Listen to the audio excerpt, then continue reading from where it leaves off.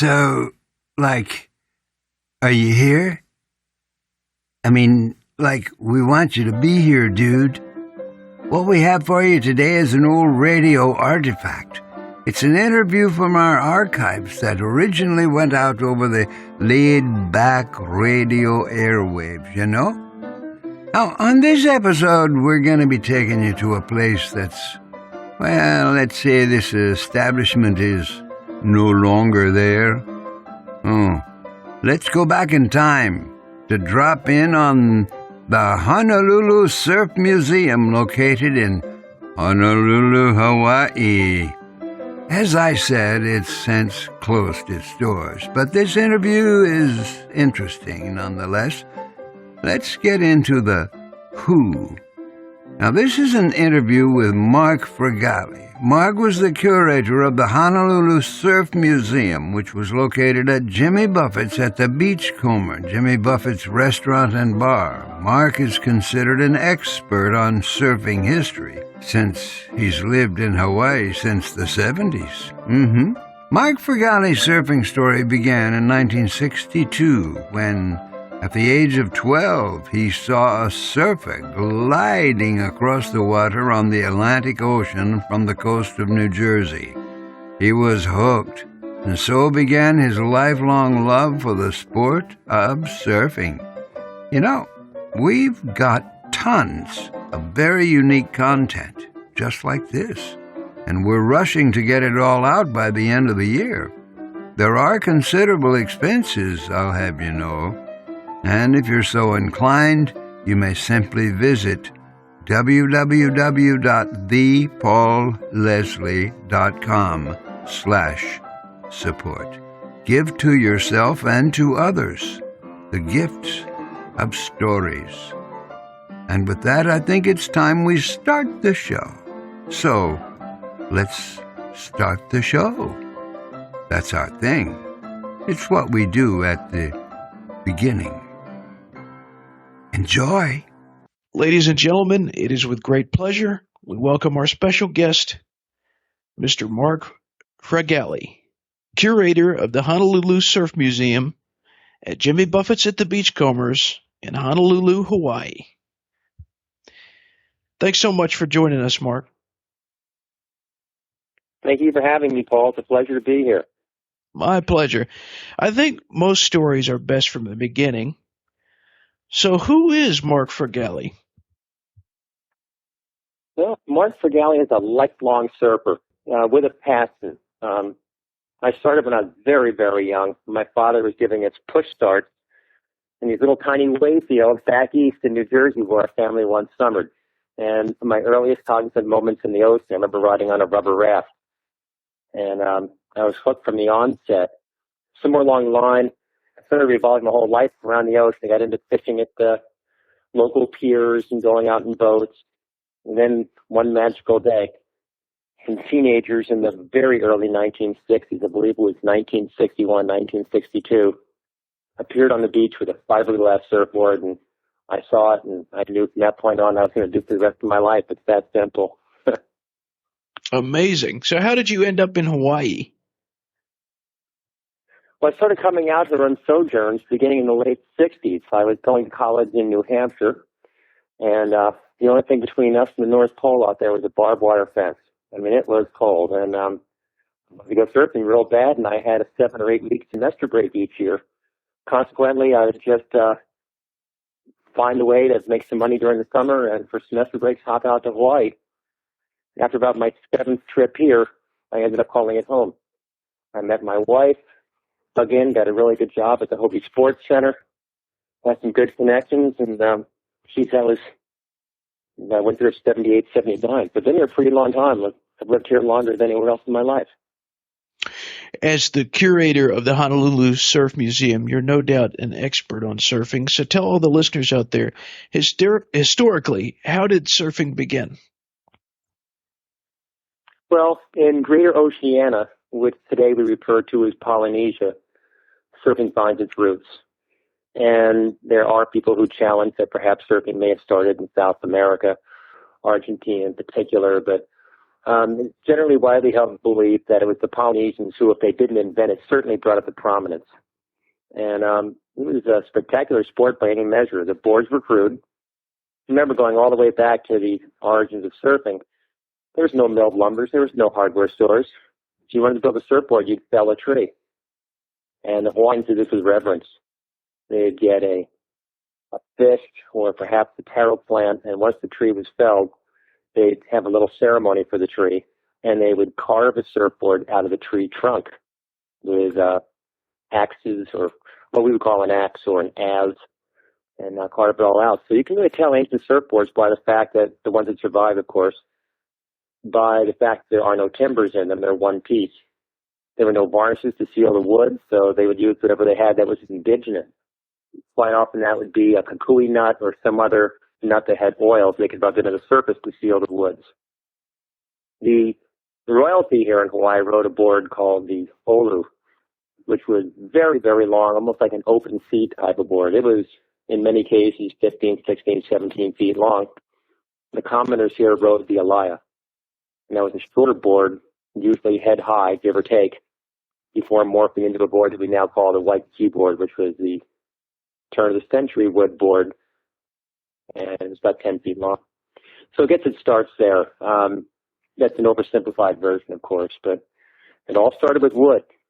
And people pay real attention to wood in surfing because, think about it, the soul of the surfboard was once alive, just like the rider. So when you're riding on a wood surfboard, it's real communion with nature. And that's not quite possible with the plastics that we use today, but it's all there. Very interesting. How has surfing impacted the state of Hawaii? Oh, geez, it's huge. From a contemporary vantage point, the Triple Crown of Surfing, which is held here every year, which is the top pro event worldwide, takes place at Sunset Beach Pipeline in Haleiwa. And you can go to the website at triplecrownofsurfing.com for the particulars, but it shows how many people are employed, how many people come here to visit, and the gross total, if I believe, were in excess of $10 million in a 1 month period. So from a revenue standpoint, it's enormous. From a spectator standpoint, when the contest is on, they have a period of days where the event can be held. And during that period, they would have lay days. If the waves aren't just right, they have permits to last perhaps 7 to 10 days on a waiting period. So when the waves are perfect and word breaks that the contest is on, you're talking about the best surfers in the world here. And Cam Highway, which is the feed to the North Shore, completely clogs up. The whole community goes to the beach to watch, and it's spectacular. Surfing's at an incredibly high level. I believe it was Dick Brewer who said it will go higher. And that was 30 years ago, and every year they're doing more and more and more. Surfers are riding up in the air now. They actually launch out of the wave and do aerobatic maneuvers the same way skateboarders do. It's an amazing sport. It doesn't stop evolving. Our special guest is Mr. Mark Fragale, the curator of the Honolulu Surf Museum. How did the Honolulu Surf Museum come to be? It's a funny thing. Jimmy Buffett is certainly no adolescent, but he's attacking the sport as if he were. His enthusiasm for surfing really knows no bounds. The stoke he has for it's like what I had when I was 13. Not that mine's diminished, but it's become tempered over the years. Jimmy just can't get enough. And he's surfing some hallowed East Coast grounds, like out in Montauk and up and down the coast. He's got a very green machine that burns old French fry oil and whatever else, and he tours the coast looking for waves when he's not in concert and running his businesses. But he had a real infatuation with the surfboard in the movie Apocalypse Now. Perhaps you and your listeners may recall the key line there, "I love the smell of napalm in the morning," or "Get my Yater spoon."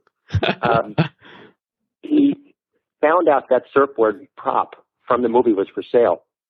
And he visited a guy in Santa Barbara, named Jim O'Mahony, who also had a deep reach into other Hollywood projects. And when he got there, he found a surfboard among others. And on the spot, came up with the idea that, hey, we've got this incredible venue in Honolulu being constructed as we speak. And why not open up a surf museum right across the way from these historic surfing grounds? Wave fields like Populars and Queens and Canoes are, literally a walk across the street to go to.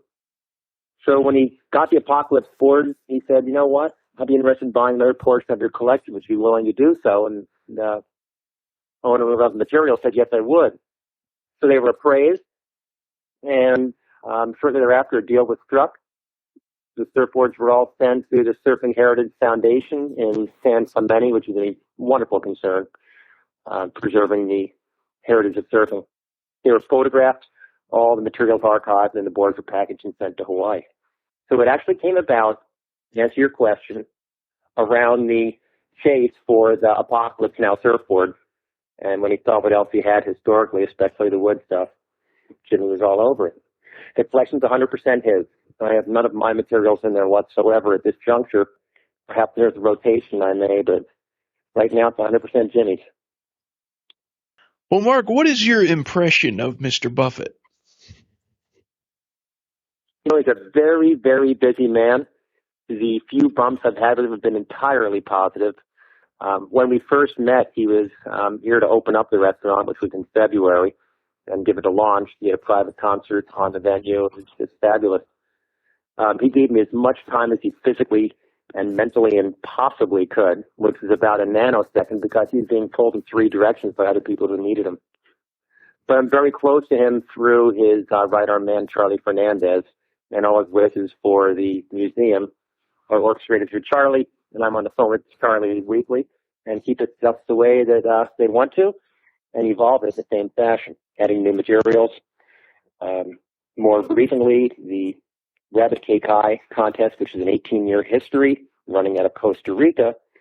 Because of Rabbit's advancing age, he's into his 80s now. They decided to move the contest venue to Honolulu, and the trophies for the event are in perpetuity. New person added each year, and those trophies are on display in our museum. So I take it Charlie Fernandez is a surfer also.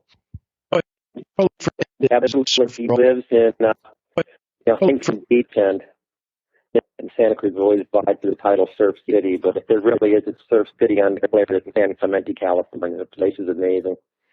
It's home to the major publications in the surfing world with the Surfer, Surfing, Surfer's Journal. It's home to Stewart Surfboards. It's part of Orange County. It's near Trestles and Fano. It's the heart and soul of California surfing. So, great place to be. And that's where Charlie calls home when he's not touring with Jimmy. What can tourists, and as the website mentions, the surfers, musicians, history buffs, and parrot heads find at the Honolulu Surf Museum? Mm-hmm. What's your favorite thing there that they could see? My favorite thing is, it's no secret, the surfboard, because we have other things we'll talk about in a moment, but there's a surfboard there that was built right after World War II. And that's my favorite period of surfing history. I wasn't there for it because I wasn't born yet. I have lived the moment vicariously through the equipment and my studies. But after World War II, fiberglass made it into the public sector. It was basically a material that was designed during the war. And after the war, it came into the public use. And when balsa wood and fiberglass were mated together, it was the beginning of high-performance surfing and sport as we now know it. People like Joe Quigg and Dave Sweet and Matt Kivlin, they were there. They were shaping balsa boards and putting fiberglass on. So for the first time, this soft, porous, extraordinarily lightweight wood could be used for surfing. And when you put the fiberglass over, it had a hard shell. If it got damaged, what we call a ding in surfing, you were able to patch it, and the board would go on for years and years and years of service. We have one such board there built right after the war that just made it through all the ravages of time and distance, and hangs on the eastern wall of the exhibit. And it's even got a keel fin. Its before fins were highly developed, so it's like a half moon on the bottom of the board. Its beauty and its crudeness. So yeah, my favorite boards are probably the balsa boards built right after World War II and into the early 50s when the masters of surfboard production began in businesses like Dale Velzy, Hobie Alter, Dave Sweet, and the others have certainly followed throughout the South Bay in California. I have not been to Honolulu in a very long time, but that'll definitely be one of my visits, the Surf Museum. I wanted to know, Oh, it's a great place. yeah, It sounds, really is. I mean, it's more than just a museum. You can belly up to the or a beer, something to eat. There's video monitors going with, like yesterday, we have 3 monitors. One had the World Series going on. The other had surfing loop going all the way back to before movies had sound. And still another had the music videos playing. So we had 3 different things: surfing, music videos, and the World Series all going at once. Great. Got to come by. Please have all your listeners come and visit us. We'd love to have you. It's free. very good. Free entertainment in Hawaii. Well, the museum is located inside the restaurant, Jimmy Buffett's at the Beachcomber. So I wanted to ask you, have you eaten there? And if so, can you recommend to the listeners any menu items?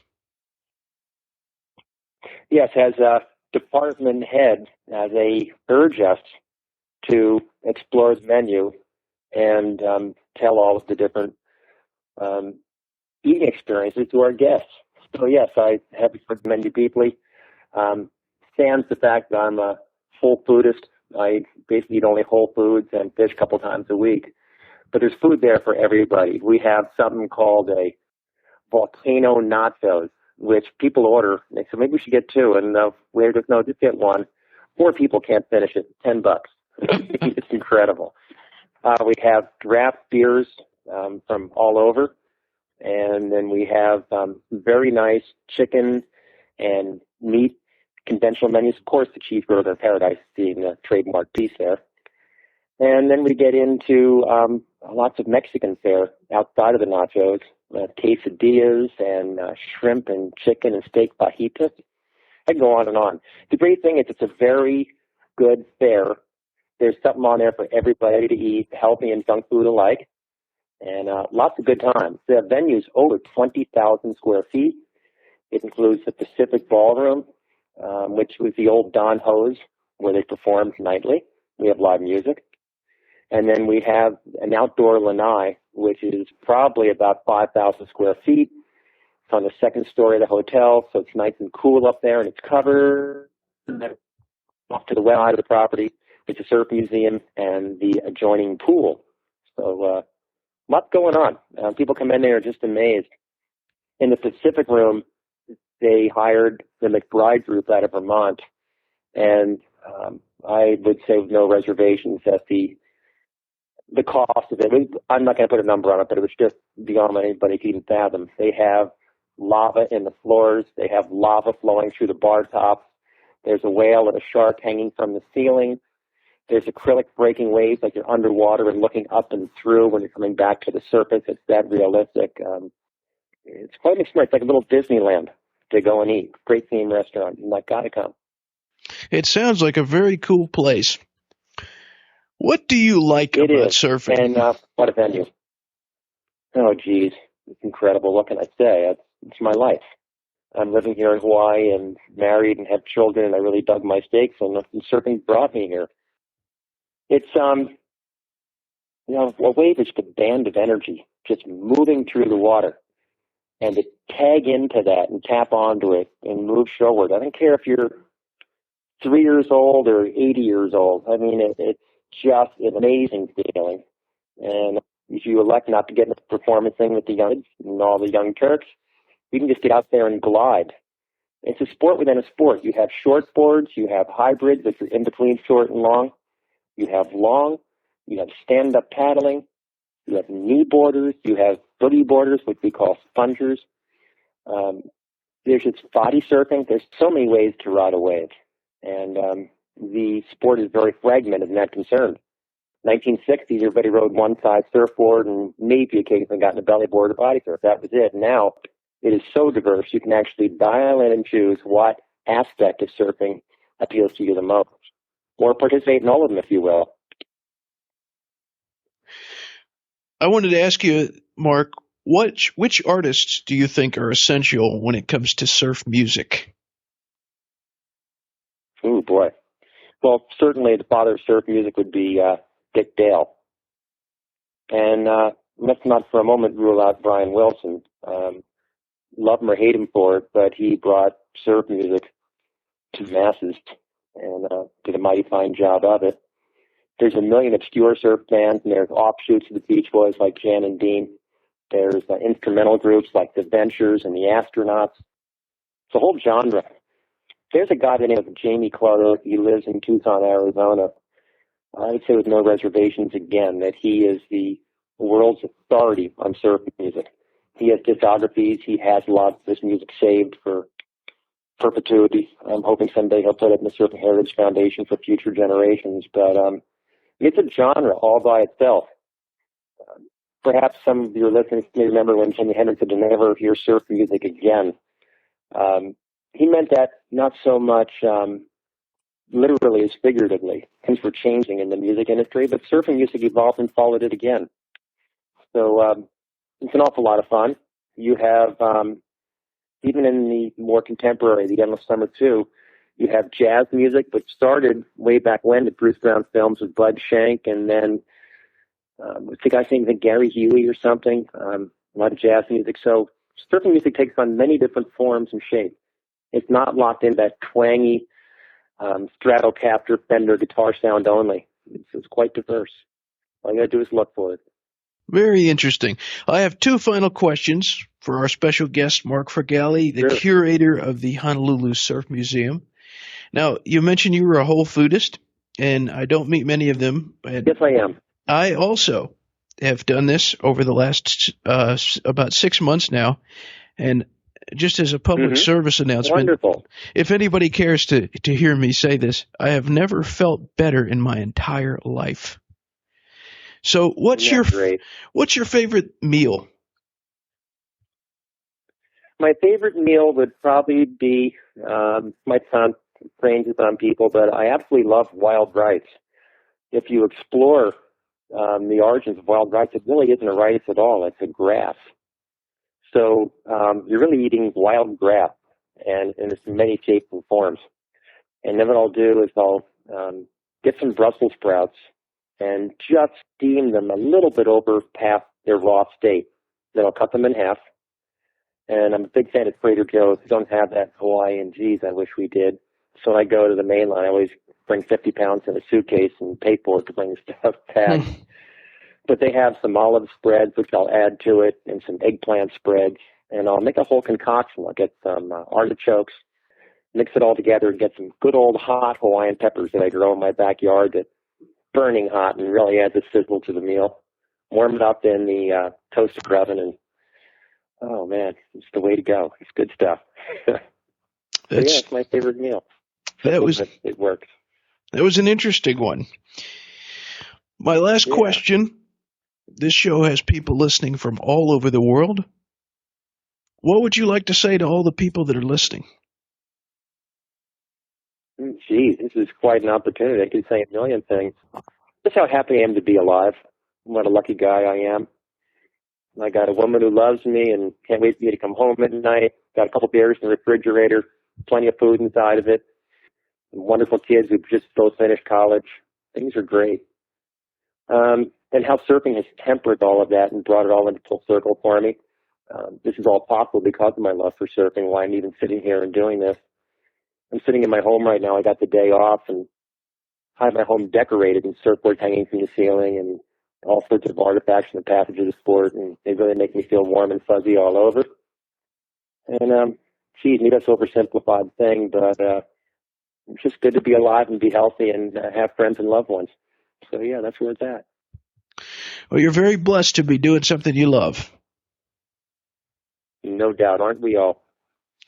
Well, thanks so much for this conversation, Mark. It's been a great pleasure to connect with you.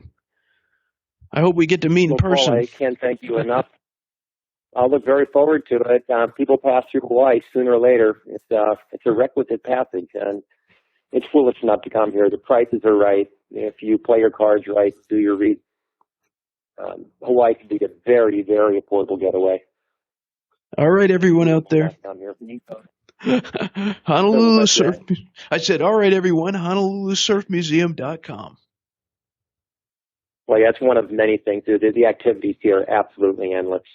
You can be warm and tan all year long, and cook outside, and the inside and the outside morph into like one place. I mean, our backyard and the inside of our house isn't much different. It's a great place to live, and it's a wonderful place to visit. So I urge you all to come and see us. Very good. Thanks so much. Thank you too, Paul. It's been an absolute privilege to speak with you and your listeners. And if there's any questions at all, please, you can contact us through our website at the HonoluluSurfMuseum.com or through the Jimmy Buffett conventional websites that all the parrot heads are quite familiar with. And if any of you do make it out there, please say you heard this interview, and I'd love to meet you. All right. Aloha. Mahalo.